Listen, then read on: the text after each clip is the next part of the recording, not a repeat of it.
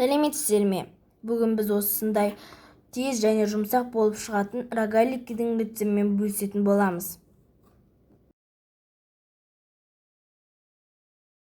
Ең алдымен ұнға қантты салып араластырып, оның үстіне салқын сары майды салып, қолмен үгітеміз. Осындай ұнтақ пайда болғанға дейін үгітеміз. Кейін қаймаққа ас содасын салып араластырып, оны осы ұнтаққа құямыз. Сол екеуін жақсылап араластырып, жұмсақ қамыр илейміз. Қамыр міндетті түрде жұмсақ болу керек. Кейін оны салафанға салып, 30 минутқа мұздатқышқа саламыз. Мұздатқыштан шығарғаннан кейін дастарханға ұн сеуіп, оны екіге бөліп, әрбір бөлігін жұқа қылып жайып шығамыз.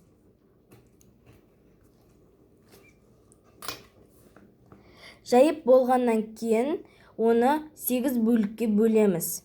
Пісіп болдық. Мен салмасына варенка қолданамын. Сіздер өз қалауларыңызша әртүрлі салманы салуларыңызға болады. Кейін салып болғаннан кейін оны видеода көрсетілгендей, яғни рулет сияқты қылып ораймыз. Кейін оны пергамент қағазына салып, 200 градуста 25 минут пісіріп аламыз. Осымен біздің рогалики дайын. Егер видео ұнаса, лайк басып, комментарий жазуды ұмытпаңыздар. Бұл шынымен де тез және оңай жасалады.